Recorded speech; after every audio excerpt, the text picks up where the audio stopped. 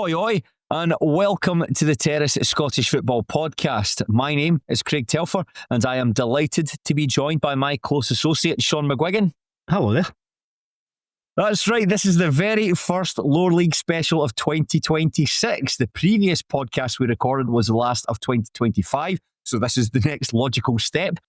Even although there was a diminished fixture card over the weekend owing to the cold weather, there was still enough action to allow us to present you with our patented 3-game podcast. We'll be looking at one game from the Championship, another from League One, and a third fixture from League Two. One of my New Year's resolution was to try and have a laugh with Shaughan when we're doing a podcast, so we will report back on the end of this show and see how we get on, and hopefully it augurs well for the remainder of the season. But before we get started, Shaughan McGuigan, Happy New Year to you. Happy New Year to you. How was it? What did you get up to? I went to a flat party in Crossmalouf with my girlfriend and some of her friends and 2 Patreon subscribers. So Graham Tate, Kenneth Love, thank you for letting me spend the evening with you. I've just realised it sounded like we had a threesome. We didn't. Just nice guys. It was good to hang out with them. Our clothes were kept on. Let's keep it at that. Did you invite them because they were Patreon subscribers? Did they win some kind of competition, or was it just a coincidence? Believe me, if I think I know our Patreon subscribers like I think I do, I would never want to encounter them in real life at all. Bunch of freaks and weirdos. We're grateful for your custom, but let's keep an arm's length relationship there. But no, they just happen to be friends of my girlfriend's friends, and they like the Terrace. So class. It was good football men. Good football men. One's a Celtic fan, one's an Ayr United supporter. So for their sins. So no, it was very good. And I'm playing a lot of Crusader Kings 2 as well at the moment. Absolutely abysmal at it. Too hard, too overwhelming. But a good way to spend a couple of hours. I'm guessing that's a video game rather than some kind of board game. Almost. It could be like a board game, actually. It's a grand strategy game where you basically take control of a king, an emperor, a chief, a baron, and just see what happens. There's no rules to the game. You can pretty much do what you want. I tried to become the King of Scotland. It didn't work. The Vikings invaded and I got killed and didn't have a successor. So, yeah, that was my experience playing Crusader Kings 2. Enough about me, Shaughan. Enough about me. I want to hear about you. How have you been since you and I last caught up? Good. Had quite a quiet New Year because I was working the second, so was out in Kirkcaldy and Hogmanay because there's no public transport really until about 10 o'clock on the second, and I was working on the second, so just went out in Kirkcaldy. Just went out for some food. Nice. Was back in the flat for the Bells, and I watched after the Bells. I watched Jaws 2, and it actually occurred to me I've watched a lot of Jaws over the Christmas period. I think it was Christmas night, I watched Jaws after I got back from my mum's, at the end of Jaws. Then that was immediately followed by a documentary about the making of Jaws, which was very good. And then Hogmanay, I watched Jaws 2. So yes, I've been immersed in shark films over the festive period.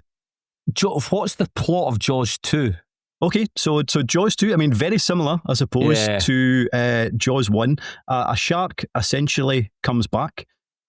Chief Brodie is adamant that there is a shark back on Amity Island. The kind of council refused to listen to him. He does have a bit of a freak out. He starts firing his gun into the water, which isn't a great sign when it's surrounded by holidaymakers. So they sack him, almost rightly so. Then basically loads of kids go out into the water when they're not supposed to, but ultimately Chief Brodie saves the day. You know what would have been better if Chief Brodie actually went out and kidnapped the children himself, to try and trick everyone into thinking there was a shark. God, that should have been in the production meeting. That'd have been a lot more interesting than effectively making the first film again. I like the idea of, was it Jaws 4? Michael Caine starred in it. And it's supposed to be one of the worst movies of all time. And I think he was interviewed years after, and somebody asked him, have you seen Jaws 4? And he said, no, I haven't seen Jaws 4, but I've seen the house it paid for, and it's fantastic. Jaws 4 is Michael Caine and Mario Van Peebles together at last. Oh no, not Mario Van Peebles. But the wife of Chief Brodie thinks that the shark is stalking her, so she moves to an island, and I think it's in the Caribbean. It's been a long time since I watched it, but the shark follows her from America to the Caribbean, even though I don't know how he would possibly track the flight that they were all on. Just move to a place that doesn't have any water. Very simple premise. United States is absolutely enormous. Move to North Dakota. Move to right in the middle. Move to Wyoming or some shit tip like that.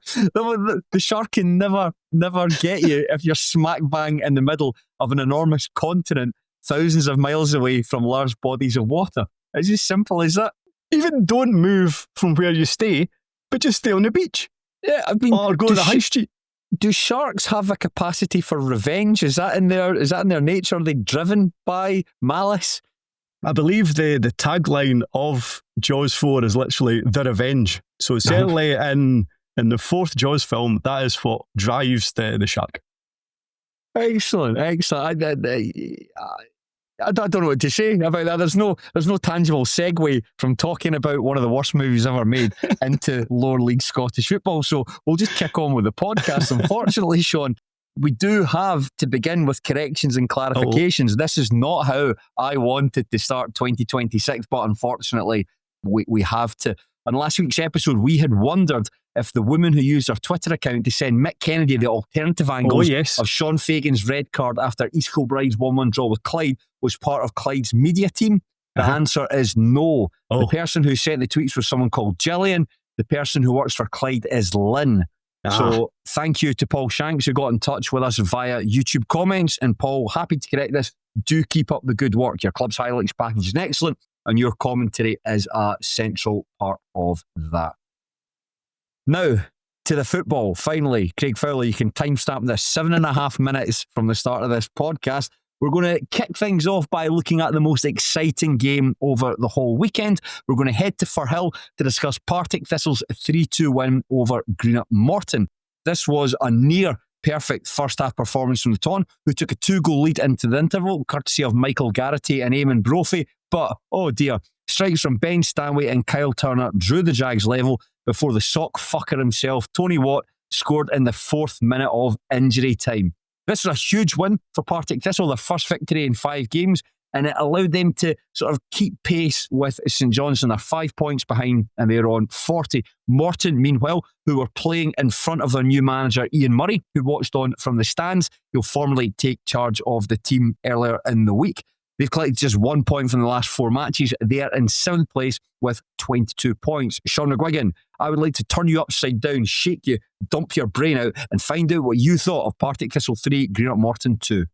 I think from a Thistle perspective, it looked absolutely class. Like, there is very few better ways to win a game of football. The fact that you're 2 down at the interval, you get yourselves back in it at the start of the second half, and then turn the game around and take all 3 points thanks to a goal in the 94th minute. I thought you said it was a perfect first half, almost perfect first half from Morton. I thought Thistle weren't as good in the first half, certainly, and were far superior in the second.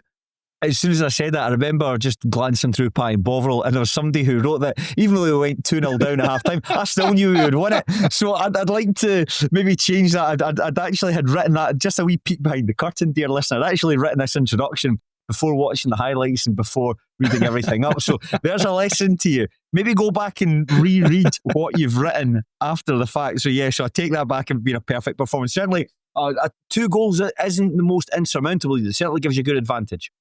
Yeah, totally. But just from a Thistle perspective, like, there's 2 games that we are, certainly 2 of the games that we're discussing here, there's brilliant scenes at one of the goals. And certainly in this game, it's that strike from Tony Watt, just a brilliant way to kind of end the game. So from a Thistle perspective, it was a 3 points that they deserved. And you're right, it was kind of, they needed it because I felt like they drifted over the last 3 or 4 games. It keeps them on the coattails of St Johnstone. It keeps that cushion between themselves and Arbroath in 3rd. And I suppose in terms of, if you're looking for a positive for Morton, at least they've kind of resolved their kind of management scenario. I know that doesn't necessarily take away the sting of what transpired on Saturday, but regardless, it feels like Murray is a good appointment, and they've definitely drifted since Dougie Imrie left the club. Yeah. So I would presume that he will make a positive impact there. Yeah, we'll come on and talk about Ian Murray's appointment just shortly, because you'll know better than anyone else what it's like to have your club managed by them, because your club was managed by him. So we'll find out more about that just shortly. But the game itself, just Gary Miller's post-match interview. Gary Miller, of course, I think he works for Morton's Academy. He had stepped up to manage or certainly coach the team on this occasion. He said that it was, for Murray, he got to see like Morton at their what they're really good at doing and what they need to work at doing. Like he was talking about in the first half, he said that 2 good goals. It showed what a good attacking unit Morton can be. It showed what kind of threat that they've got going forward, but just very disappointed within the contrast between the two halves. You know, it's one thing having scored a 2-goal lead, but see, you can use that half time as a buffer, and maybe if you can keep it at your 2-goal lead for say like 15, 20 minutes, you maybe frustrate the opposition, force them into doing things they're not comfortable doing. Ben Stanley scores really early doors into that second half, and straight away you no longer have that buffer anymore. I think he said he used the navigating spells at the right time and making decisions. It sounds like something Falconhoof would say from Limshaw. And actually, funnily on that, the way that in his post-match interview, the way that the light caught his face, he looked like Paul McCall, who had starred in Limmy's show. Do you know who I'm talking about? Just the way the light caught him. Aye, the way the light caught him. So I suppose for this game, it's Murray getting a good look at the things his team's good at and what they need to improve on. Yeah, I think he made a valid point, because see, especially that first goal, like the fact that it started from a kind of goal kick from James Storer. It kind of goes all the way up there. Yeah, their right hand side, Partick Thistle's left hand side, really, and eventually like a really good cutback from, I think it was O'Halloran. And a good finish from Michael Garrity. So that suggests there's a lot of good things that they maybe can do. And then I suppose if you're looking for another positive, the fact that Brophy was back on the score sheet with the second goal, doing his wolf celebration as he ran away. So there is things that you can cling to in terms of, right, if we could do that a wee bit more going forward, we should be absolutely fine. I think the issue was, and I appreciate Gary Miller isn't going to say this, but Thistle, like Mark Wilson, changed things up at half time, and it felt like Morton didn't react to that at all. So I suppose if you have Murray in the dugout, who is an experienced manager, maybe he would have reacted to that differently than Gary Miller did. I don't know, but I suppose he was right. You saw the two sides of Morton from the first half to the second. There was actually a very funny tweet from Evan McFarlane. Evan McFarlane just very, very good at using Twitter. And at half time, he quote tweeted the graphic from Morton announcing the scoreline 2-0.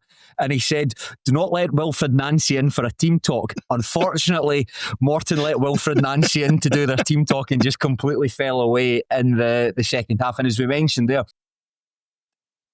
Ben Stanley scoring like really quickly after the restart, it sucks the wind out of Morton, and it just gives Thistle this huge degree of confidence to really kick on.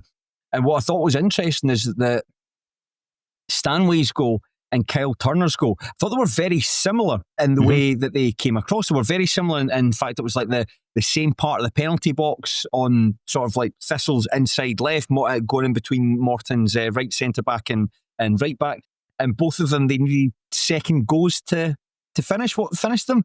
I think it's Stanley tries to hit that, forces the ball forward, it hits off an opponent and just like finishes, it comes onto his right foot and allows him to finish. And the second one is really similar. That's the second and third. That's Turner's and Watts. No.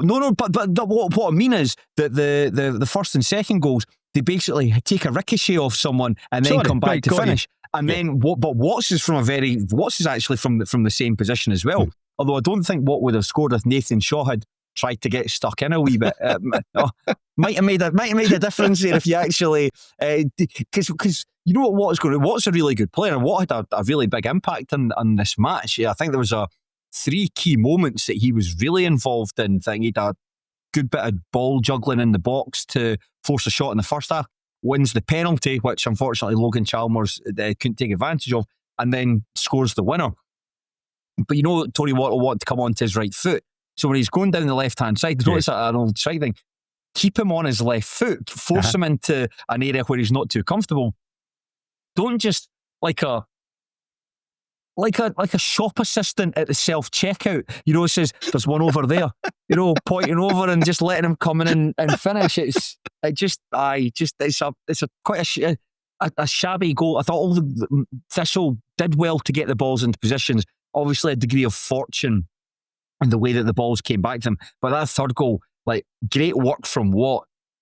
And maybe if you want to stick to the Wilfred Nancy comparison, Yang's goal from the weekend where it looks like a spectacular goal, but when no one actually comes out to challenge you, you can run through a body of players. I would say this is quite similar to that in terms of Watt didn't have to work hard. It's a very good finish, similar to Yang's, but he didn't have to work hard to get the ball into a favourable position for him, if you know what I mean.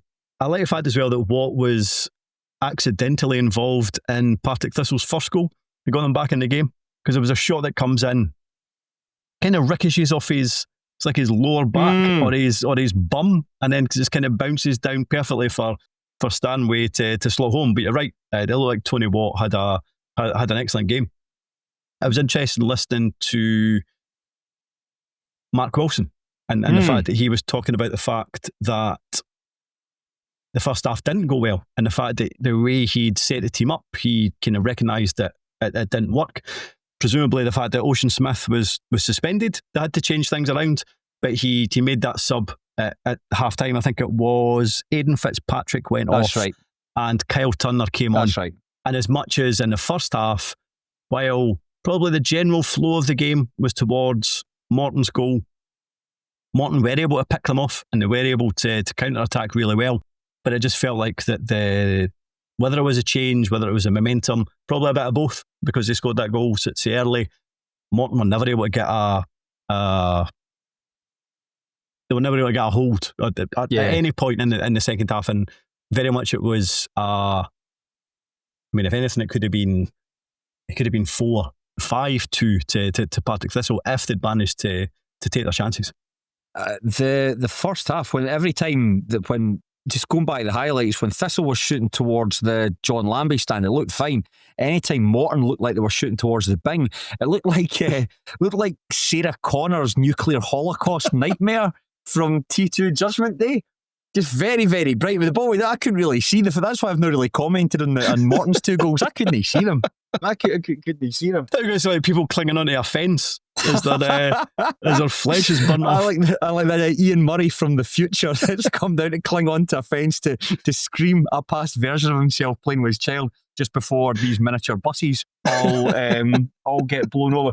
We didn't speak about the penalty. That was James Storer looked like he had a funny game, the Morton goalkeeper, because I think he saves a penalty, but then he also nearly chucked his team in it. He tried to do a quick distribution into a very crowded body of players, and then was able to, I think it was Turner that hit the ball over the crossbar from close range. But one of those penalties from Logan Chalmers, it's a bit of a cliche, but it's like a good height for the goalkeeper, where it's probably like about 2 feet off the ground and it's easy enough for them to dive. They don't need to, it's not right in the bottom corner or anything like that. It was well struck, but you're right, it wasn't, as you say, perfect height for the goalkeeper. And if you get your guess right, you've got a really brilliant chance of saving it. And as you say, they managed to, I was going to say divert it wide, but actually they kind of stopped it and then just dived on top of it. So it was a good stop.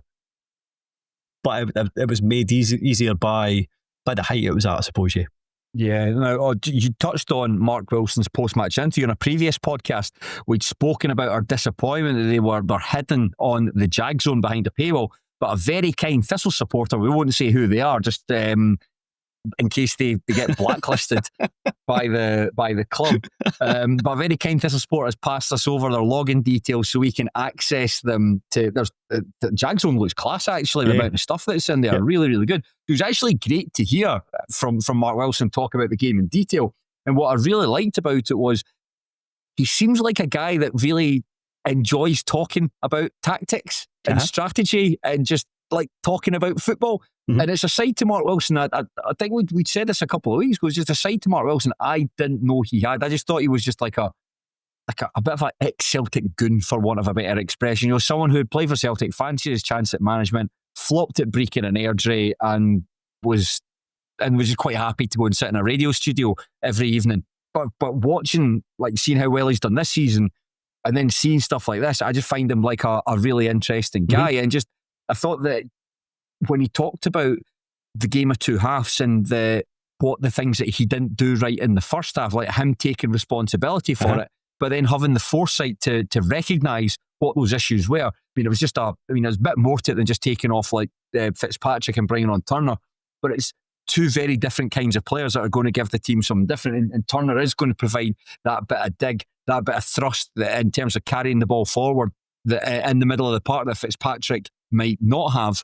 And it then ultimately swung the game in their favour. And he mentioned as well, to back up my point, I think I've probably just got this in my head because Wilson has said it, about scoring the goal at the right time, and just how that, I think that goal from Stanway really changed the complexion of the match.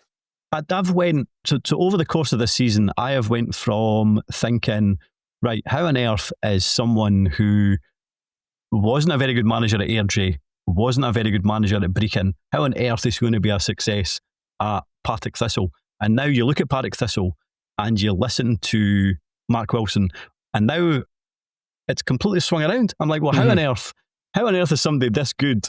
How is he not a success at Airdrie, and how is he not a success at Brechin? I kind of laughed a bit when, and a completely minor point that means absolutely nothing.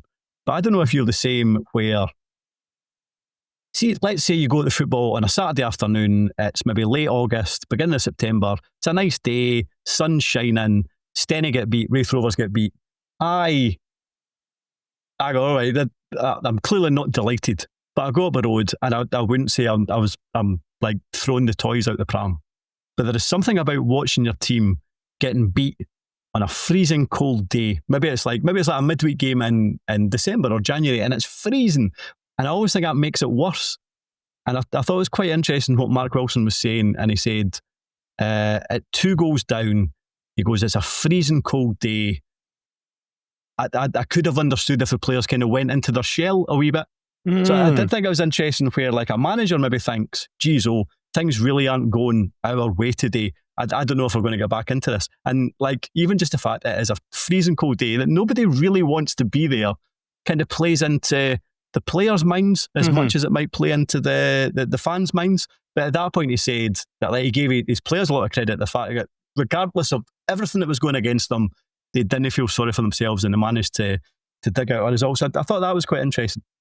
I always found that interesting as well. Like what makes a professional player, and I just think it's like you obviously got to be good at football. That's like your entry level requirement. You've got to be good at football in the first instance. But I think a lot of it comes from like attitude and desire and competitiveness, and people like hate getting beat. We've cited this in the past. Remember Scott Robertson when he was interim manager at Stranraer? He's like, I didn't like football, I just don't like losing, and that's why he does it. But it's that idea of people that just don't like losing, just don't know when they're beat, and that's why you become a professional. That's why you become professional, because you've got that inbuilt competition in you. So I'd hate to think that there was ever a player who's just like, oh Christ, it's a wee bit cold. Let's just get this nice 45 minutes up the road and we can get a nice shower, then head out tonight. You know, I would never think that players are doing it, but it was it's interesting because I'm sure there are times where fans have addressed that when the weather's shite and you're losing, and you just think, fuck, here we go. And I think Thistle fans might have been thinking when they see the score coming in from McDermott Park with St Johnstone winning, they're thinking, Christ, we could be going 8 points behind here. I think this was a big win because, one, you go from 2 goals down to drawing 3-2. That's a good achievement in itself. But I think it was when they beat Partick Thistle and then beat Dunfermline. Am I right in saying they had gone level in points with St Johnstone? Yeah. At that point. Yeah, they did. Am I right in saying, you'll need to correct me here, Thistle have never outright led at the top of the table yet? I think St Johnstone have pretty much been leading since day one. Off the top of my head, I think that's right, yeah. So to be able to stay on their coattails is really, really important. And fair play to, like I say, fair play to Mark Wilson. He's becoming one of my heroes of the season. And you know something, I never thought that I'd be saying that. Up next, Morton have got Dunfermline Athletic, and as we had said at the top of the show, they are going to be managed now by Ian Murray. It felt to me, Shaughan, looking at Morton's available options, it felt like Ian Murray might be the best that they could have expected to get. Yeah, I think so. I suppose it depends how highly you regard Ian Murray's managerial career to date. Like, I think he's done pretty well. I think he stabilised Wraith when he first went in. He had a brilliant tenure as Dumbarton boss. Obviously didn't go particularly well at St Mirren. And I think there is a debate amongst Airdrie fans about how well he did at Airdrie. Personally, I appreciate I'm probably biased. I think he's a very good appointment, and it feels like Morton fans are at least tentatively excited about the appointment. What should they expect from him? So I think he comes across really well. I think he's likeable.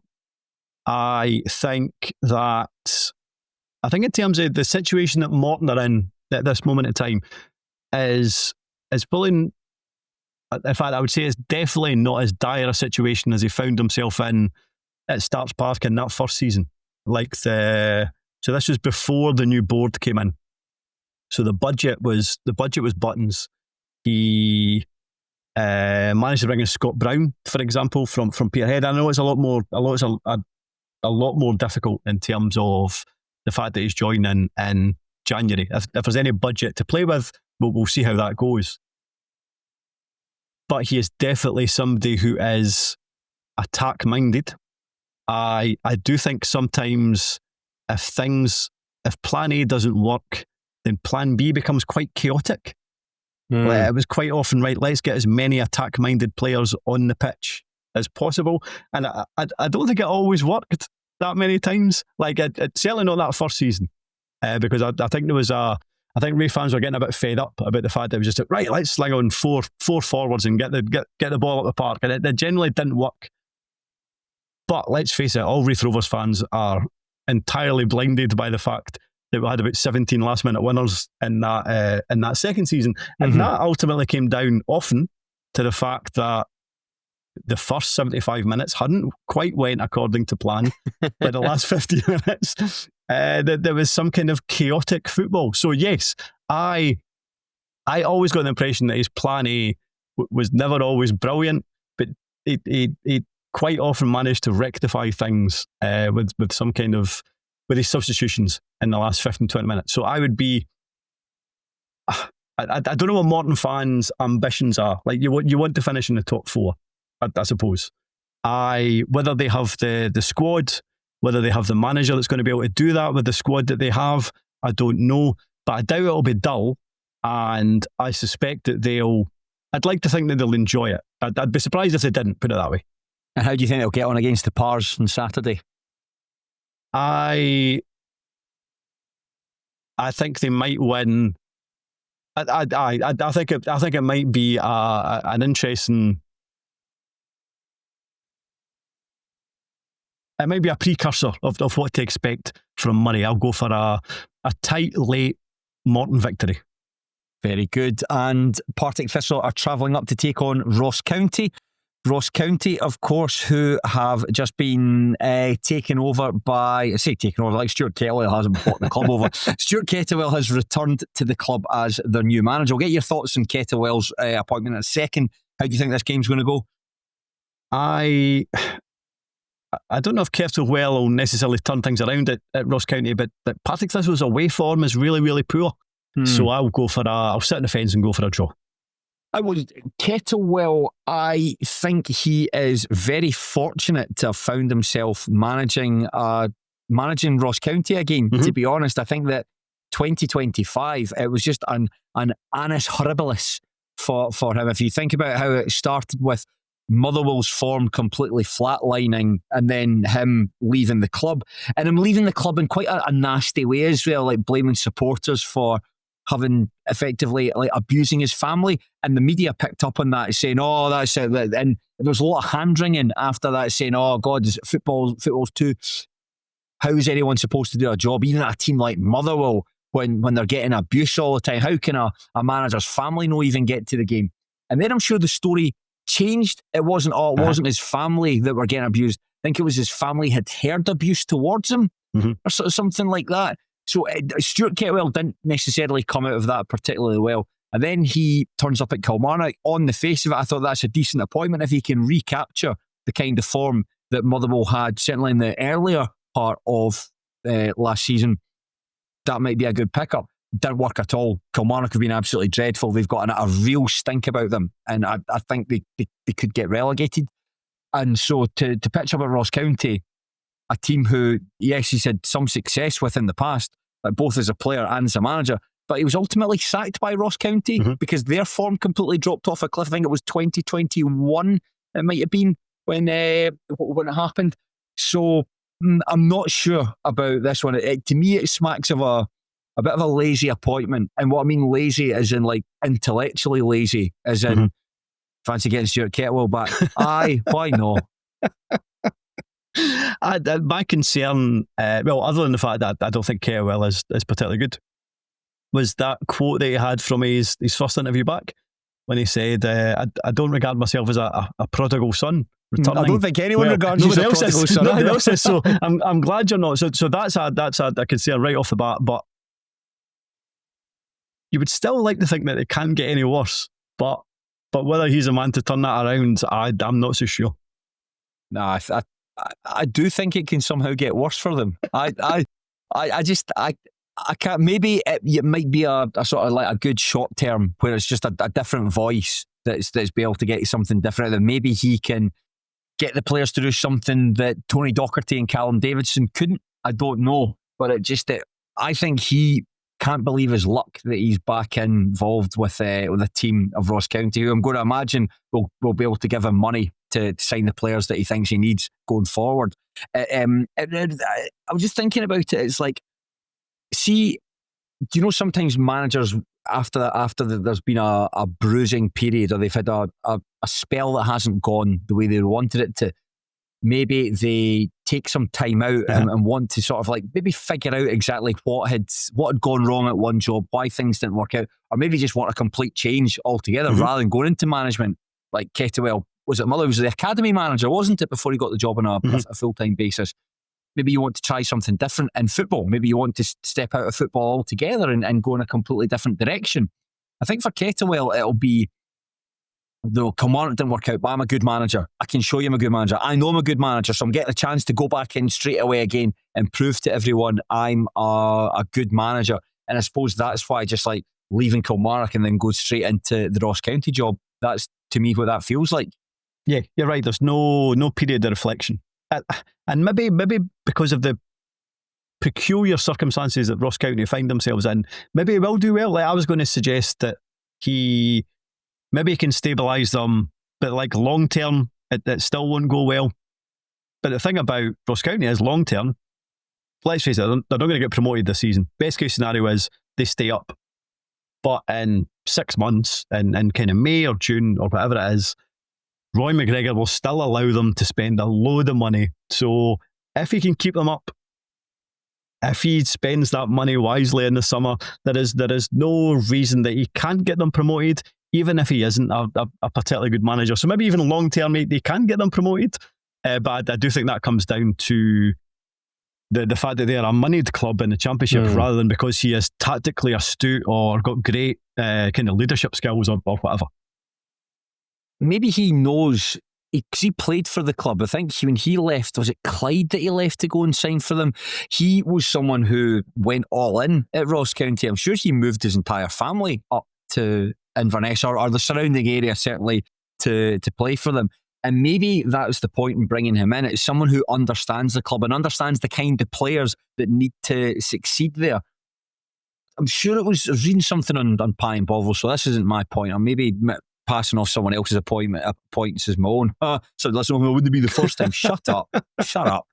But it was when they had guys like, I'm sure it was guys like Richard Britton, for instance, and guys like Rocco Quinn, all that team from about like 15 years ago, I think it was.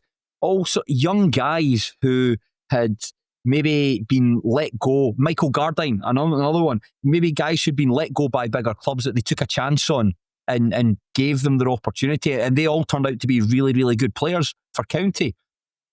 And they've lost their way. They've gone in a different direction from that. And I don't know if that's something that they want to do with Kettlewell to bring that back. I don't know. It's a bold thing to try and institute a culture change, or sort of say bring about a culture change at this stage of the season, when really it's about we need to stay in the division. But I think maybe going back to what you said, if they stay up, then it might be the chance for that reset that we've spoken about in the past.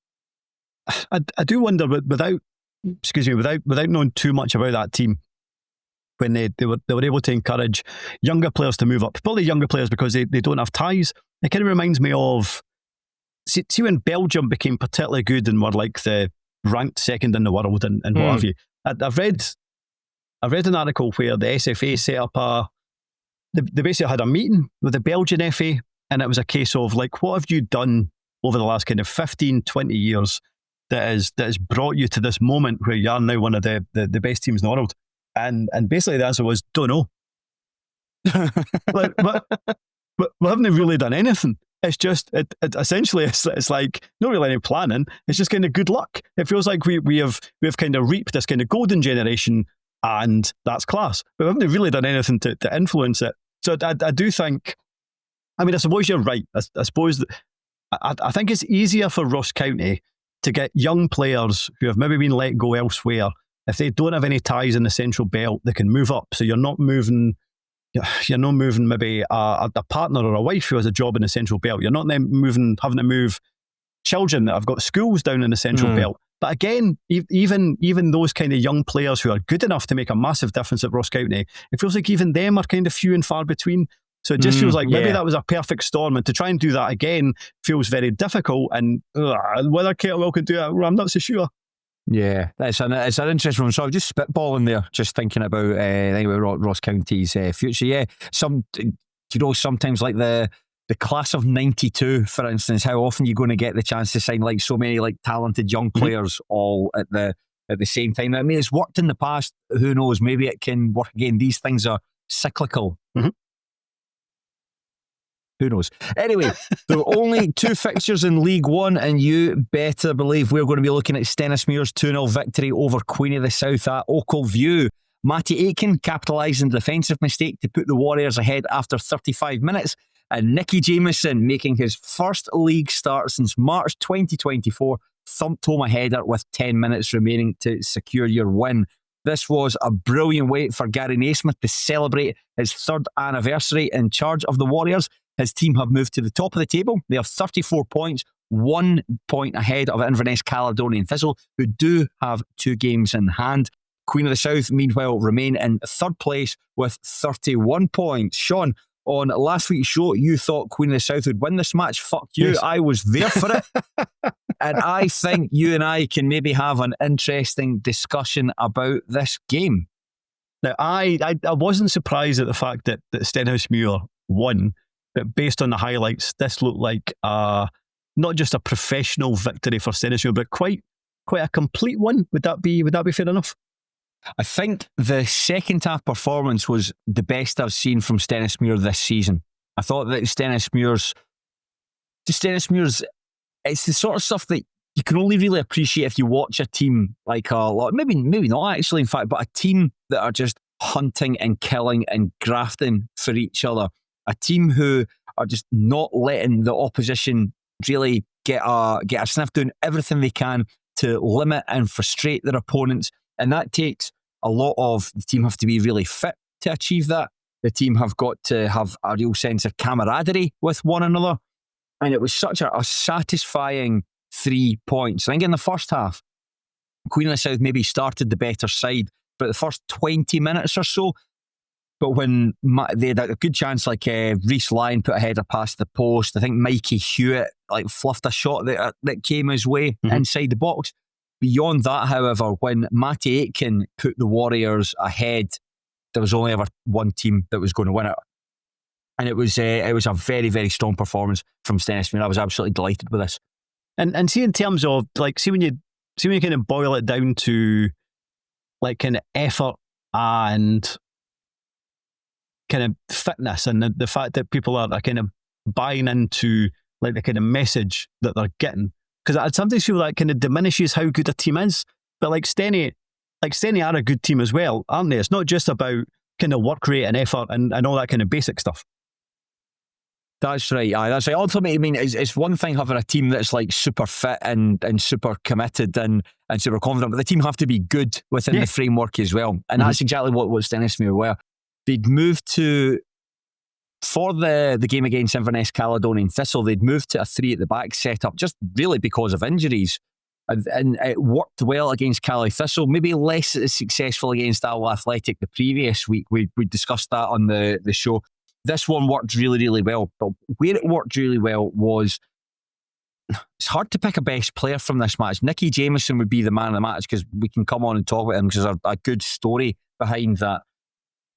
But I think that the midfield 3 of Leighton Grant, Ollie White and Scott McGill, so there's 2 19-year-olds and Scott McGill in there, just carrying out the manager's instructions to the letter. We talked briefly about Queen of the South in last week's show for their 4-1 win over Hamilton Academical, and I think the general consensus was that's the best that Queens had played all season. And their 2 strongest attackers in that match were Kai Kennedy on one wing and Liam Smith on the other. And you know that what they want to do, and this is actually something that Colin McMenamin touched on in the post-match interview following the game against Wraith Rovers on Tuesday night. He said that they want to get Kai Kennedy and Liam Smith basically 1-on-1 against fullbacks because very skillful players, very fast players, good at changing direction very quickly, creating space for themselves and getting balls chucked into the box. I think Gary Naismith must have watched the game against Accies back from last week because you can't let them do that. And so Stenhousemuir said, we're not going to let them do that. So you had Kinley Billum playing left wing back, Kelsey Ewan at right wing back, both strong performances. But any time Kennedy or Smith got the ball, one of those 3 midfielders was out to double up on them. So a lot of the time, rather than being able to take the ball forward, hit the byline, come inside, they were having to go back a lot of the time. And I think that was a real frustration for Queen of the South, was because their 2 best players or their two strongest attackers were negated, they didn't really have anything else to hit Stenhousemuir with. And so just because of how fabulous their off the ball work was, all that effort, that's what ultimately won Stenny the game, I think. I suppose though, if you are a Queen of South fan, and the fact that you see a team, you come up against a Stenny side, they're a good side, but their kind of work rate and their effort is really, really good. However, you're still a full-time team. You're still one of the favourites for this division. Yes, you're coming up against a good part-time side, but the fact that you can't come up with some kind of plan B that can negate Stenny's efforts, that must have been hugely frustrating. I think so, and certainly it was you'll have watched Peter Murphy's post-match interview where he tried to say, no, I don't mean to be disrespectful to Stenhousemuir, and then was, for about 7 minutes, very disrespectful towards Stenhousemuir. But I think, and this maybe ties in with McMenamin's interview after the Wraith Rovers game, I think that Kennedy and Smith had all that freedom in the game against Hamilton Academical. I mean, they came into this after 4 straight wins in all competitions. So Queen of South evidently are a decent side. They've got problems that can hurt you. I don't think it says much about him and his acumen that if we can't hurt you out by getting the ball to our 2 best attackers, what else do you have? And I've got a degree of sympathy for him because Brennan Dickinson was having quite a strong performance. He went off with an injury. Rhys Lyon, who I thought was maybe Queen's best player on the day, and I think I really like watching Rhys Lyon. I think I was actually having to think of all the opposition players in that division, he's the player I enjoy watching most. Because I think he can just basically do what he wants. He will like pop up between the centre backs, and all of a sudden he's joining as a shadow striker in the attack. And he's a big laddie as well. He looks like an end of level boss in Streets of Rage, like there's just like moving around against all the other minions. But I just think it doesn't say a lot for Murphy that he because his two best players were negated, you didn't have anything else to get into it. Curtis Guthrie, well marshalled by Buchanan and Jameson. And then when Dickinson went off, you think that's good for Stenhousemuir because one of their best players is going off. And then when Reece Lyon goes off as well, you're thinking very unlikely that Queen of the South are going to get something from this game. And so it proved. But I think we mentioned Murphy's post-match interview there, and I just thought, I did think it was quite, I mentioned there about being disrespectful, like he talked about his team were dragged down to their level. It's like, he does that a lot. He's done that a few times this season where when Queen of the South get beat. He said, like, Stenhousemuir, that he used the word efficient about 3 times. He said they know how to play this pitch. He said that they scrap the fighting scrap for everything, force mistakes. Now, I don't care. You could be managing Real Madrid, you could be managing Stenhousemuir, you could be managing like Royal Albert. You want your team to show effort. I think that's the very minimum you respect, is the team to all go out and play for each other. Like Tony made a point on the main show. He was talking about Celtic. Sorry to bring it back to Celtic, but it's the point was about, see, when you're in possession, that's when everyone's having a laugh. That's when everyone's prepared to put all these big lung-busting runs to overlap in. See, when you're out of possession, it's no fun. It's no fun having to run around and chase after stuff. But you have to do that. And that's what Stenhousemuir were doing there. And that's what I would expect Queen of the South players to be doing that as well. Everyone to be knocking their pan in when they lose possession. So for Murphy, the tone was just very like, I can't believe, they shut down our 2 best players. What was I expected to do for this? It just didn't really make any sense. There was a number of things from his interview that just didn't hold up to scrutiny. I think if you're a Stenny fan watching that, then it might ultimately you laugh. It makes you enjoy the win that bit more. If I was a Queens fan watching it, I'd be hugely frustrated and picking holes in it. The fact that he kept going back to the pitch, and the fact that they talked about the first goal coming from unbelievable. A mistake. Was it Taylor Charters with that's right. with the headed pass back? But he kind of blamed it on the pitch. But it's not as if, like, it wasn't as if a pass back to the keeper. It was just a short header. Like, that's not to do with the pitch. That goal had nothing to do with the pitch. It's basically, because after I watched the interview and I'd basically had then, because I've watched it a couple of times, looked at the highlights in relation to the interview. It's a goal kick from Ross Stewart. Leighton Grant heads it into the sort of left back. It's just a clearing header, just making sure the ball goes back where it comes from. But he heads it. Then Taylor Charters misplaces it and nods it back where Matt Aitken runs onto it and finishes. Nothing to do with the pitch. Just Taylor Charters not concentrating, not paying attention to what's around him. Blames the pitch for Brennan Dickinson's injury. You know that the guy is brittle. I'd look at his on transfer market for the 2 seasons of Queen of the South. He's missed about a third of Queen of the South games since he's been there through injury. Great player, but there's quite a big investment on someone who you can't quite rely on all the time. If you don't think the pitch is conducive to good football, or you think that your strongest attacking asset is going to get hurt on it, why play him? And what made it worse was he literally refers to the fact that whether it was earlier in this season or I'm fairly certain he was alluding to the fact that it was earlier this season, that he had a reaction, like the same player had a reaction to playing on that park last time around. Yeah. And he goes in, we're coming up to quite a busy period. Right, and as you say, well, if that's the case, don't play him. Don't play him. Aye, it just, when he said, like, we got Stenhousemuired today, it felt as though that, obviously it's my team, so I'm obviously quite defensive about it, but I can't understand how you could watch that. Even if you were a neutral and went to the game and then saw that post-match interview, you'd just be thinking, you're upset. I can understand he's upset because I don't think he likes playing Stenhousemuir. He doesn't like coming to Oak Cove U. His team, since he's been Queen of the South manager, the team haven't won there. I think there's been 2 draws and 2 wins for the Warriors. His team have only scored 1 goal there, and that was from a big free kick from Brennan Dickinson. It wasn't like they created any chances, like not many chances outside of that. So it's obviously something that his team struggled to do. And I think that if you're a Queen of the South player watching back that post-match interview, I wonder what they would make of it.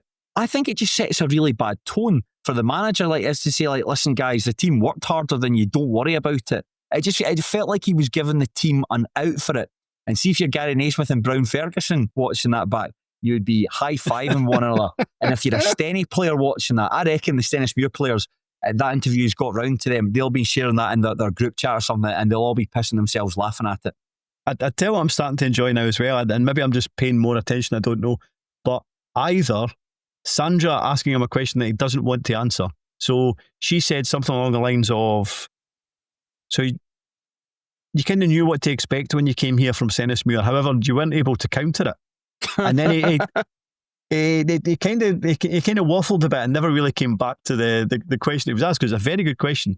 And then he talked about, Sandra said, you have spoken about the fact that when you defeated Hamilton the week before, you don't want to get carried away. And I suppose this is maybe an example of what you meant. Which is kind of, she's asking a question based on something that he said previously. Mm-hmm. It was like he kind of bristled at the fact that she'd brought up. He went, well, I mean, you say that. It's like, well, no. No, you said it. You'd say that. You'd said it to start with, and she's just bringing it back. If I was a Queen's fan, I would be furious. Because it's. Do you remember we covered the game when they lost 3-0 at Peterhead? Yes. In fact, we spoke about that for his that match, when we covered that match, and we brought it up about a couple of weeks ago when we did our basically midpoint end of midpoint awards for the season for our best interview. And just if you're going up to Peterhead and you lose an early goal and then you just don't really have any answers to come back to, you would be infuriated. I think that Queens, they do have some good players, and Murphy, I think on the whole, Murphy has that spine of the team's quite good. But just, there's other managers in the division. We talk about them a lot. I really listen to Gary Naismith. Obviously, he's my manager. But I always think he talks just like straight. He's really straight with what's going on. There's very, probably once or twice I've listened to a post-match interview for Naismith and thought, I'd actually disagree with you there. But even guys like Andy Graham or Scott Kelleher or like Jordan Brown, I like listening to him. Jamie McNee, the coach at Peterhead, who they sometimes put out for interviews. I always like listening to those guys. I feel like you learn something from them. Yeah. I don't think you get anything from Peter Murphy. I like listening to Peter Murphy, but for all the wrong reasons. I mean, he talked about how Stenhousemuir play for set pieces, and I'm just thinking, Peter, go and remind me. Matty Douglas, your captain, scored 3 goals from set pieces last week. As soon as the ball in that match against Stenny, as soon as that ball went over into like the attacking third out for a throw-in, there's Mikey Hewitt going over and chucking these big balls into the box. Your team, you've got that spine of your team are huge. Douglas is a big guy. Louison's a big guy. Reece Lyon's a big guy. Dickinson's a big guy. Guthrie's a big guy. They're all guys who, why would you not want to, if you've got a team like that, Peter, you want to take advantage of set pieces as well. In fact, I went on Pie and Bovril to read back from the first time we played Queen of the South at the start of the season, a 0-0 draw. And I looked at the comment that I wrote, and I talked about like Callum Penman going over, like from one full-back side to the other to take throw-ins. So don't accuse teams of trying to enjoy playing for set pieces like it's some dirty thing that it's good for me but not for thee kind of thing. I know you know something. I sound like I'm totally rattled by it. I realise that I'm totally rattled by. I sound like his interview. I'm not. I don't want to say I'm not, because ultimately my team won. My team went top of the table. I just find it so interesting that someone can read a game of football differently to almost everyone else. But I suppose Murphy talking about Stenny playing for set pieces all kind of it feeds into this narrative he has where teams can kind of drag Queen of the South down. So somehow dragging Queen of the South down makes set pieces somehow a bad thing if that helps you to win a game of football. Despite the fact it's one of the best ways to win a game of football. It's one of the if you can prepare well for set pieces, it is such a brilliant weapon to win a game. I imagine like last week you just beating Hamilton Academical for well, technically we drew with them because some of those goals came from set pieces, and I will not celebrate a set piece goal. I just think that if that's what he's saying out, maybe he might be saying something completely different to Sandra than what he's saying to his team. But if you're upset about a team scrapping and fighting. And he used that term. I think he used the term scrapping and fighting several times. He repeated himself a couple of times throughout it. If you're saying that to your players, then if you're saying that outside, like it's bad that teams are doing that to you, I don't know what kind of message that sends. Really don't know what kind of message that sends to them. Yeah, agreed. I would say though that to try and pick there were so many players that did well for Stenhousemuir. I thought that back three were excellent. Ross Meakin playing as a right centre back. It's a position that seems to quite suit him. I think that he's decent enough in there and he's fast enough if he needs to go over and cover. So I think he's adapting well to that role. Kelsey Ewan wasn't supposed to be in the starting 11. Archie Graham pulled up injured. I think Meakin was going to be playing right wing back, but with Graham having to drop out, Ewan took this place on the right and Meakin came in. He had a really strong game. The midfield three, as we mentioned, Ross Taylor was excellent. A couple of, I think Queen of South found it quite difficult to shut him up. Matty Aitken, probably his best performance of the season.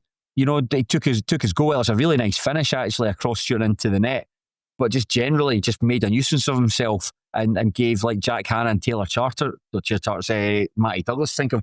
But I thought that Nicky Jamieson was absolutely over the moon for him to score that goal. So that's what I was going to say. My two favourite moments, or actually one in particular, but certainly watching the highlights, the first goal, the kind of camera is kind of got the crowd showing the celebrations.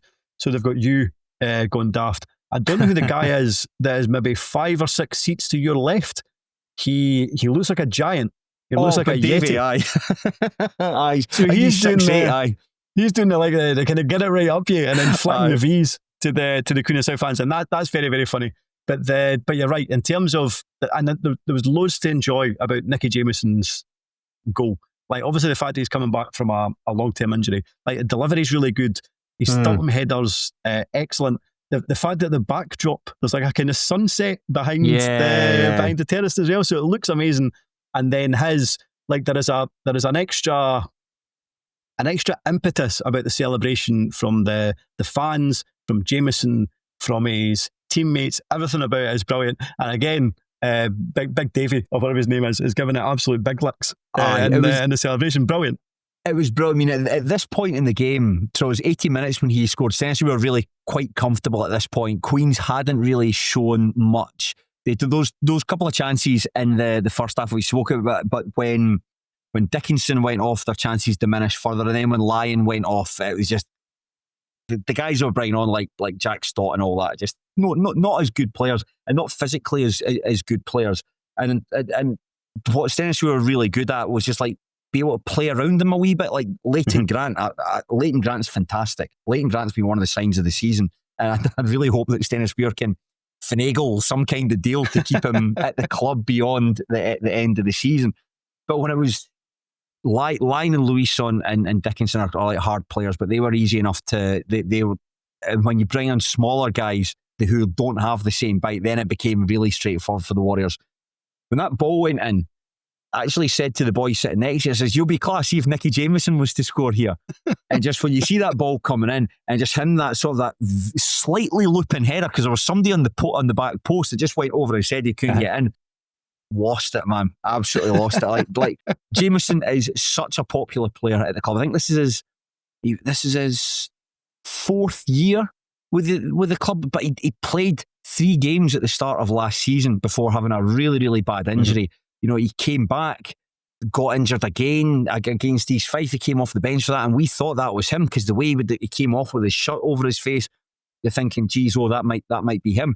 So for him to come into this game against one of the most informed sides in the division, all big lads who'll shove you around a wee bit, to play well and to score a goal, to celebrate like that, because he'd have been over the moon, and he's got such a good relationship with the fans. He got the wee bar man of the match afterwards, so he's in the wee bar and everyone high-fiving him and celebrating him with that big daft smile.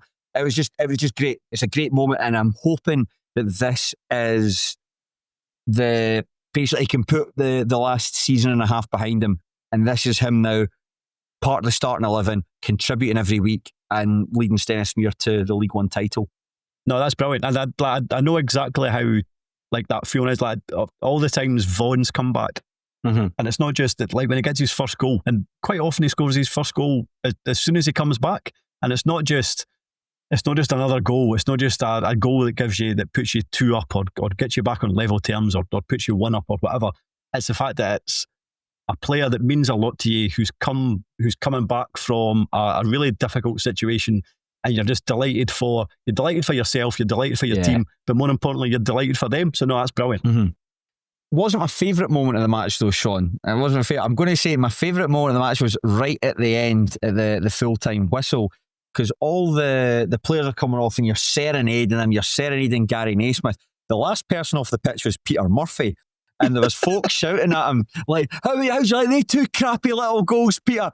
Fucking get in there, Sandra's waiting for you. And he comes and he's clapping the fans. He's got this really sort of like very straight face, comes out like clapping the fans like that. And I just thought, that is a man who is not happy, and I wonder if because he'd been basically like made fun of by the support. I think that was the thing everyone was waiting for him was to come off the pitch so they could shout at him. Like, he was absolutely rattled, and that fed into his post-match interview where he was just like really, really annoyed. Poor grinning Pete. It was. But that's the thing, you can't call an equaliser a crappy little goal and not let it stand. I'll say this, man, like Queen of the South, since we've shared a division with them, of all the teams we've come up against, they're probably my favourite team to play against. And not because like you pick up points against them or whatever. I just think the teams are really well matched. There's like there's good elements, they can cancel each other out in some ways, but the games are always entertaining. And it's the game where maybe it's in my mind thinking we shouldn't be winning this game because, as you mentioned, they're a full-time team, some really handy players in their ranks. But I really enjoy the games against Queen of the South. I will definitely be down in Balmoor for the game there. Hopefully, unless I'll need to check when Edinburgh City are having their Player of the Year night. But if it falls on a more favourable date, I'll definitely be down at Palmerston. I say Balmoor, I meant Palmerston. You did. Sorry. I was going to say that's up rather than down. Yeah, that's it. I will be either Queen of the North. I will be Queen of the South. I will be at Palmerston for that game. But I just need to check when Edinburgh City are having their Player of the Year night. Up next, Shaughan, Queen of the South versus Kelty Hearts. As much as that was a poor result and performance from Queen of South, the fact that they are up against Kelty, who've had like a really poor season, and not only that, but I watched Queen of South on Tuesday night against Wraith, and I was pretty impressed by them. Like, there was only 1 goal in it. The Queen of South were probably disappointed they didn't manage to get at least 1 or 2. Josh Ray had a very good game. Wraith could have had more goals as well, but regardless, I was impressed by them. And if they can get 1 or 2 players back, I think it'll be comfortable. If not, I still think they'll have I still think they'll have too much. On top of that, Rico Dyack has been recalled to Partick Thistle as well, so that's a bit of blow for them. Nevertheless, a good result for them getting that point against Alloa Athletic at the weekend. So who knows? Maybe that's 4 points from the last 2 matches. Maybe that game against Cove Rangers was in nadir. I just think that Queen of the South will be too strong for them. I think it's the kind of game that Queens will be itching to come up against. In fact, I'm sure they played each other earlier in the season at Palmerston, didn't they? And Queen of South were excellent against them. I think you might be right, yeah. They absolutely horsed them. And I want to say as well, like, I know we kind of talked a bit about Ped Murphy. It's like, I don't dislike Peter Murphy. I'm sure he's like there's not many people in Scottish football that I actively dislike. I quite like Peter Murphy. I want to say that. It's just that he's so but it's just that his interviews are unique. Yes, it's almost like he was blindfolded. He was at the game but blindfolded and but was asked just about the noise and just what he could, other sensations, and then asked about it. Stenhousemuir taking on East Fife at Oakville View. Feels like East Fife are on a bit of a poor run at this moment in time, so probably a good time to be taking them on it, and considering how good they were on Saturday, I'll go for a Stenny win. I fancy Stenny to win this one as well, but East Fife have got they've been the better of the 2 matches. They drew at Oakville View earlier in the season. That's when Nicky Jamieson suffered that recurrence of his injury. Stenny should have won that, but just like letting a bad goal at the end, a wee bit of a mistake for Darren Jamieson, and the East Fife won the second meeting And that was the same night when Scotland played Greece. Yes. Aye. East Fife, very good. Stenhousemuir, very good in the first half. 2 good chances, but then offered absolutely zero in the second half, and it was a Leighton Grant own goal. I actually refuse to believe, I said this at the time, refuse to believe there's ever been a good match broadcast on BBC Alba. Anyway, before we move on to League Two, Shaughan, there's some very, very good news coming from Hamilton Academical. They have been taken over. Yes, on Sunday morning, the club announced that Morley Sports Management have completed the takeover of the 97.5% shares in the club from Serv Zengen. I'm going to read this. This was on the website. In support of the change, we're delighted to announce the appointment of Rob Edwards, Neil Blankstone and Alan Curry to the board. Rob Edwards and Blankstone will take the position of directors, with Alan Curry taking the role of interim chairman.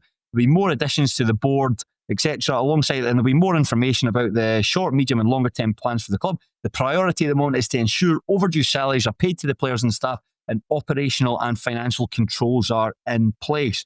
Now, I think it's great news. You have to maybe question the motivations of Morley Sports Management. I don't know why you'd want to get involved with a club who have no home, dwindling fan base, are spiralling towards League Two.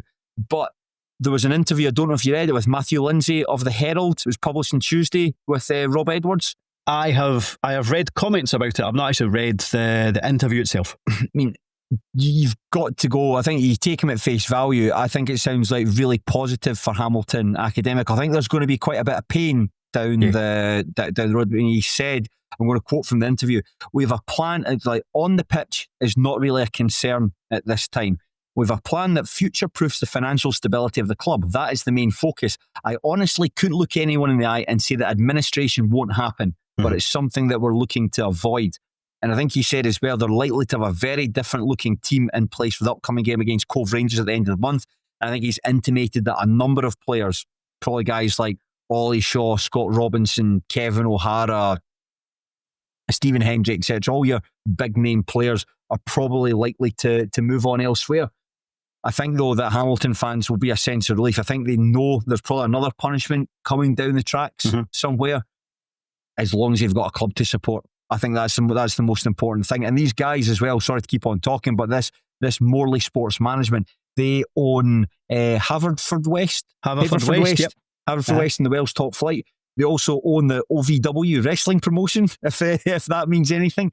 But Haverford, that's a team, I know it's in the Welsh top flight, so it's not an amazing level, but they have got the team into Europe, playing in the Europa League, Europa Conference League in early stages. I think that these guys are genuinely interested in the well-being of the club. I like what they said in terms that he's not talking about in 5 years' time, we're going to get the club back where they belong in the Premiership. There's been nothing like that at all. It's basically, we're here to basically get the club back in an even keel. And hopefully that means getting back to Hamilton and getting the youth academy re-established as well. Hopefully that's the case. If Rob Edwards of Morley Sports enjoys wrestling and lower league Scottish football, it feels like he would get on with most people that listen to this podcast. If we ever do another live event, we should probably invite him along. He'd get on well with everybody else that's sitting in the audience. I think you're right in terms of what you say about there probably still will be some kind of pain. It's always quite difficult to get definitive things when it comes to Hamilton, but it sounds like they have acquired the club for maybe a kind of token gesture in terms of a fee, which presumably now means, okay, you're now in charge. Sengen and presumably Strain now move aside, but you're now responsible and accountable for all of the issues that this club has. And you're right, I still wouldn't be surprised if administration is an option going forward, because there has been well publicised issues, I suppose, about Hamilton. Your fear would be, are there other things that are beneath the surface that we haven't been privy to, that now the new owners are going to discover? And presumably they've went over the books with people that are skilled at that. But I wouldn't be surprised if there's something maybe unwelcoming lurking that they didn't. That they weren't aware of. We'll see. But regardless, even if they still have the same issues to fix as there was 2 or 3 weeks ago, it feels like they have far better people in place to remedy them. I agree. Hopefully it's just for the I saw like it was Ben Patterson put something out on Twitter just saying like it'd been a couple of weeks. In fact, was it last week? He was saying that he was worrying to pay his rent because the players and the staff hadn't been paid. But they were talk. Actually, the game was ultimately called off because of frozen pitch. But the game against East Fife was going to be postponed because the players were threatening to go and strike over unpaid wages. Hopefully that isn't the case, and Ben and the rest of the staff, they get the wages that they're due, and just ultimately that there's a club still there to support. They can get back to Hamilton, as we mentioned, and it's just what's happened over the last couple of years under the Zengen strain axis of evil. Hopefully, I mean, I suppose like instead of Zengen felt like he had his heart in the right place, maybe we just like totally misguided. Jerry Strain's another matter entirely. And hopefully we can put this behind us and just concentrate on being Hamilton Academicals. Who knows, we might get to the bottom of that missing £1 million as well. Probably not. For our third and final match, we will head to the north of Edinburgh to look at the Spartans' 2-0 win over Dumbarton. Seemed like a very straightforward win for the league leaders. Bradley Bevo White got the first late on in the second half, and Mark McNulty doubled their advantage midway through the second. A great weekend for Dougie Samuel's side. Clyde dropped points against Forfar Athletic. East Kilbride didn't play. Their match against Elgin was called off.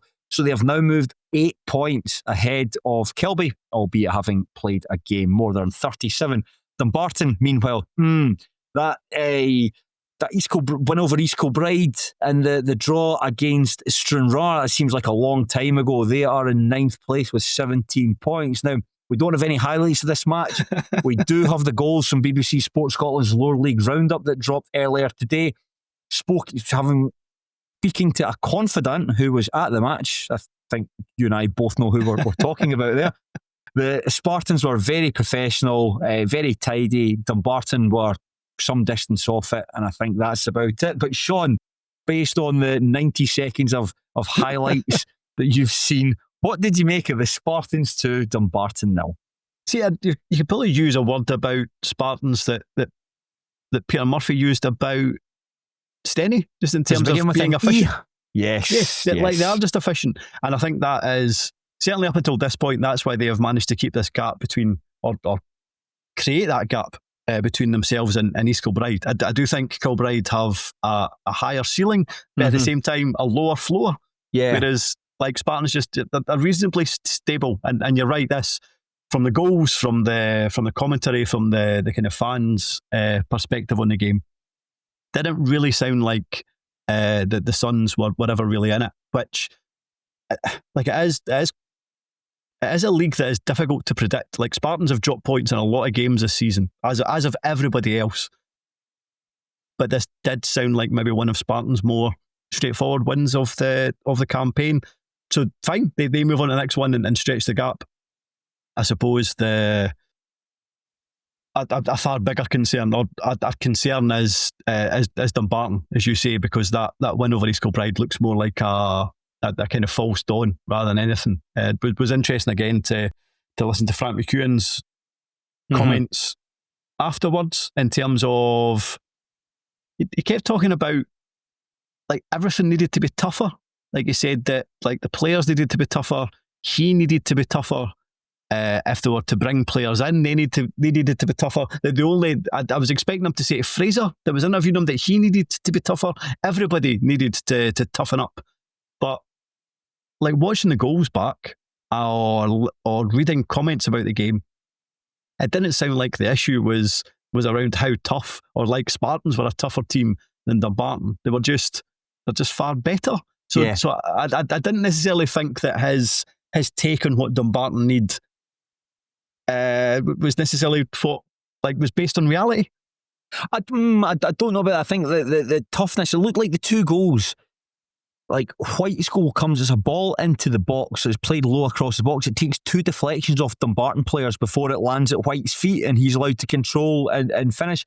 And the second one, I'm not sure it's a Ethan Drysdale cross that's cut out, and it just falls very favourably to Mark McNulty. It's a great finish, actually. Touch, bang, crashes it high into the net. Brett Long, again, top of that as well, great to see Brett Long back in action. I think it was something that Dumbarton needed, was a wee change in goal, and hopefully Brett Long has recuperated after that loan spell at Beath, and he's back and he can really contribute to Dumbarton because he's a very, very good goalkeeper. And aye. I think toughness is just like, maybe you can place the word tough with like ruthlessness. Like just, if you're going to cut out a cross, you need to make, I mean, it's easy to say because I think the defender just gets a toe on it and it's just unfortunate who it falls to. But the first goal just feels like it's taken 2 deflections. Ball shouldn't do that. I should have been out. I think it's like ruthlessness in just terms of making sure that these balls are cut out. The first goal, the second goal, Drysdale's ball in, like you can actually hear someone shouting the highlights like, get out to him.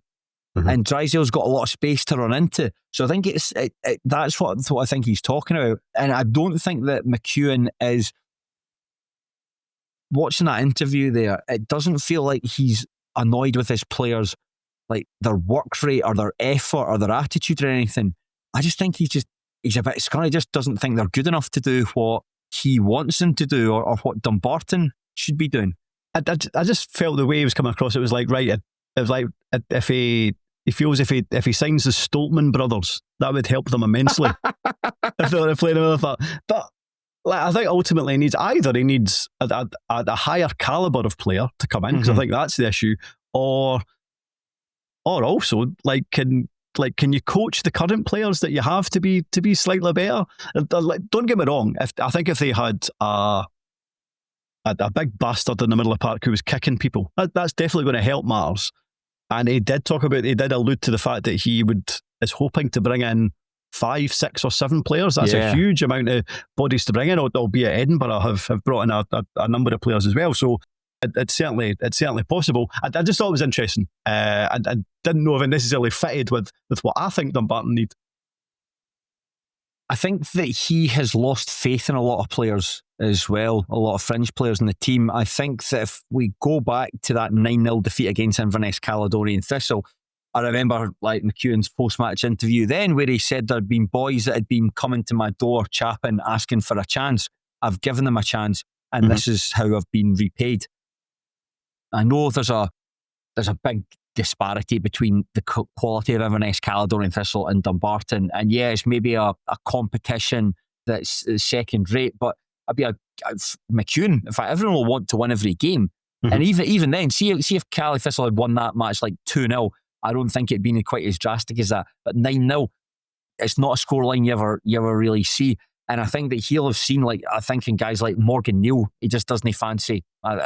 So I'll be trying to sign guys who are capable of doing what he wants. I think trust's a really important thing as a manager. If you've got guys in that team that you can't trust, you'll be reluctant to put them on. You'll be reluctant to, you look at your bench and there's a couple of guys you think, Christ, only if what happens in the Dark Knight Rises and the entire football pitch gives way and half the team go missing, then these guys might get a chance by default. But this can't be new for him.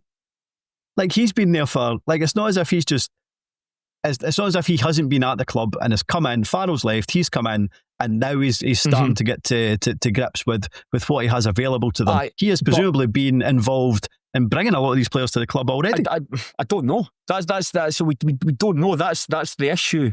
To go back to a point made in a previous podcast, that is the issue that Frank McGuigan will have, is that you're basically Stevie Farrell 2.0. And that might not necessarily be the case, but you were the assistant manager there a long time. So pretty much if you want to sign if Farrell wanted to sign a player, I'm going to imagine he says, I want to go and sign Dom Docherty from Clyde. What do you think? Or it's not like Frank McGuigan turns up at training one day. Who's that? Oh, it's Dom Docherty. I just signed him for Clyde. Oh, did you? It'd be nice to have been told that. I don't know what the discussions are. I would imagine you would always run that stuff past your assistant. I don't know. I don't know. Maybe there was like McHugh be like, I'm not sure I fancy him, and Farrell's like, yeah, definitely, I think he'll be good for us. Not talking about Dom Docherty, just talking about like a player in general. I don't know, man. I don't know. But it feels like that they're definitely in the hunt for new players. You mentioned there 6 or 7 players. The group, quote unquote, needs help at the moment. They were hoping to have players brought in for this game here, but they couldn't do it through registration issues. There's also, I didn't see it, which is really poor of me. I should have watched it, but there's something like, I'd seen it discussed in Pie and Bovril. Mario Lapointe had been talking about maybe they were having to look for accommodation or for jobs for some players, which I don't know what he means by that. It depends unless they're signing players who are coming from, I don't know, like Aberdeen or Inverness or or players or like that. Down south, maybe? Or down south, maybe. It's just, it feels like, always saying that's a bit of a risk.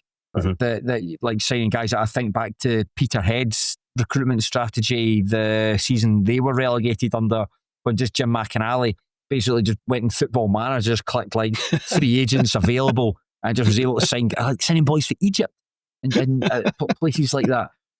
I don't know if that's the right strategy to go. I'd imagine that Dumbarton, given their location, this is just a huge assumption, I'm going to imagine they train in Glasgow or certainly close to Glasgow. So you've got a very big pool of players who could make it through to Dumbarton or wherever, no problem.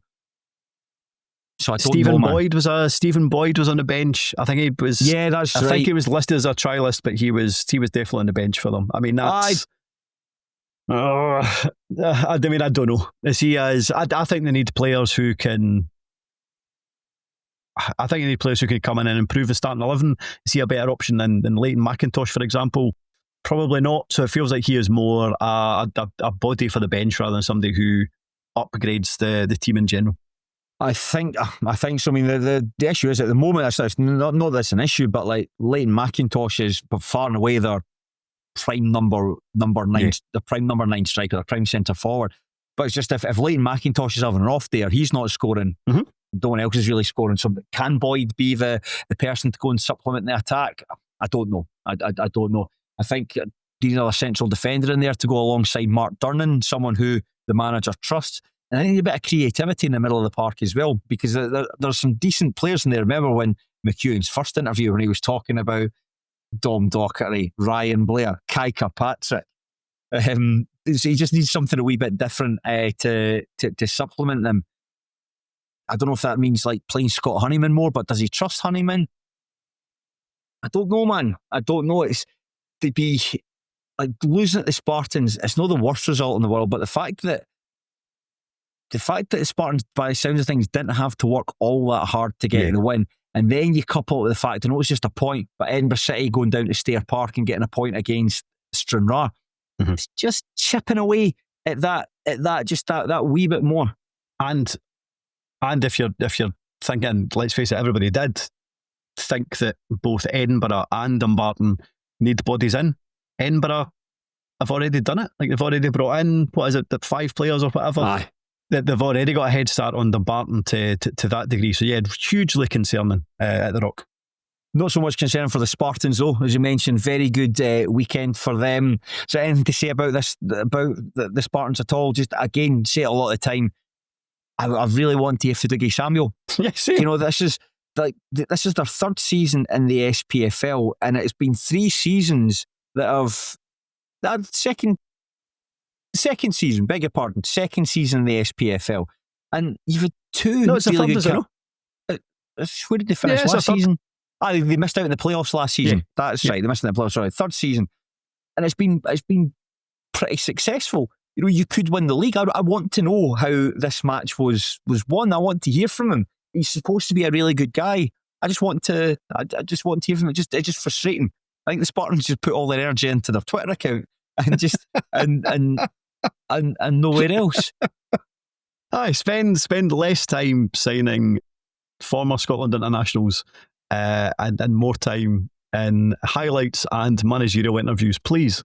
It's interesting. Again, referring to comments from Pine Bovril, somebody was talking about why the Spartans will probably win the league, and there was a term that was quite interesting. Game management is something that the Spartans seem to be very good at. I mean, it helps that you've got guys in that team, thinking James Cragen, Sean Welsh, Callum Booth, guys that have played at Mark McNulty as well, guys that have played at a pretty high level, experienced boys that know what it takes to win things. All the guys, I'm sure. Maybe Sean Welsh got a trophy. I need to double check that. Certainly, I think Cragen had. Is Cragen? I don't know. I'll need to go. Maybe not. Cragen won First Division with Partick Thistle, definitely. Right.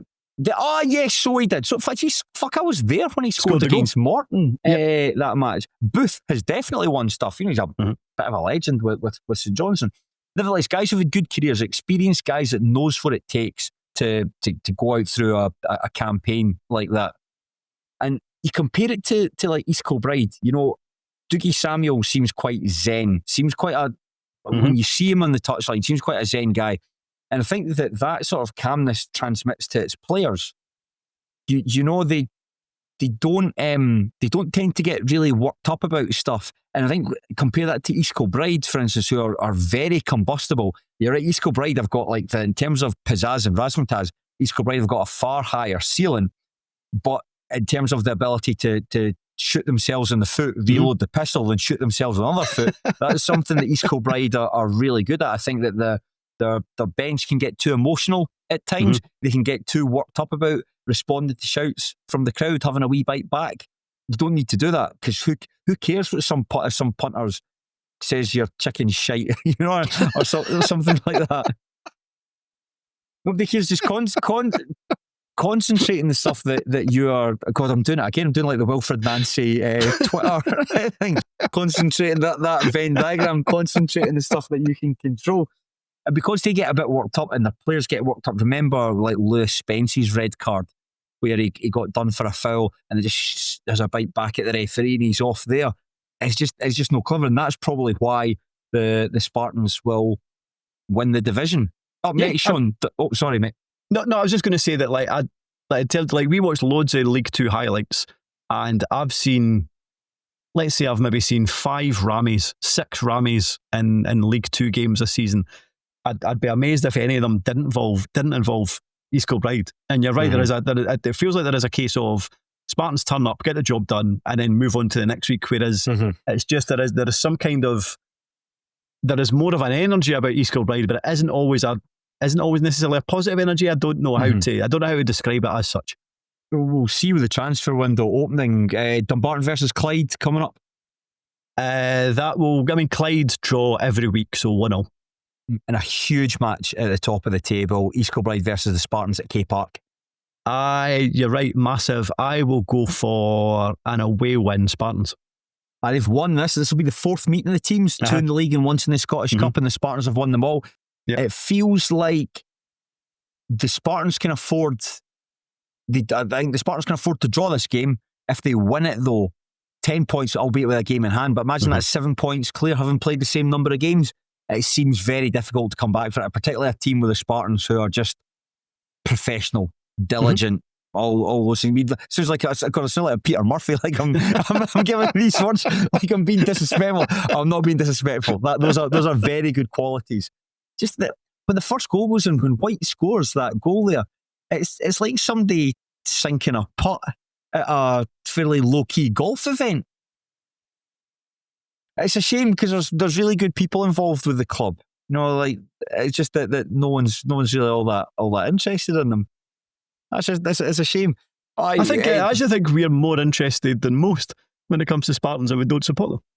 Yeah, but you and I are weird though. That's that's the big thing.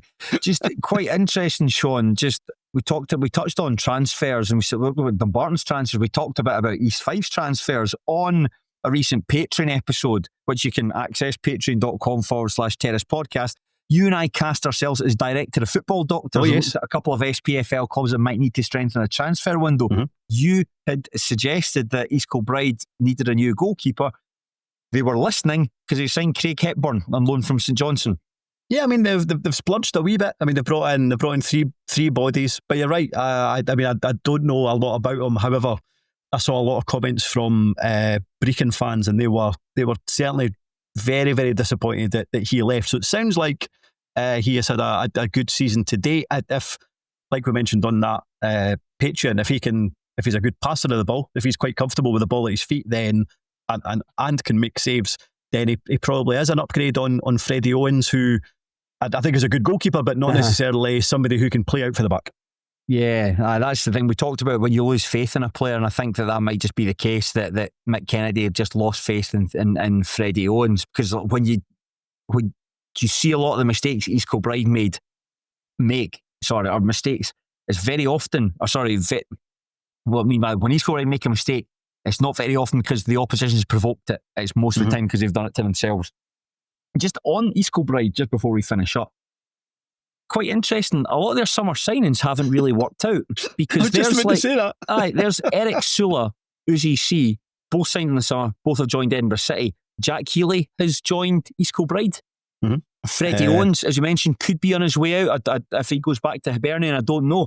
And it feels like the only guys that have... Yang, O'Connor. Christ, O'Connor. I mean, but this is so I'm talking about this, just how quickly these guys have gone.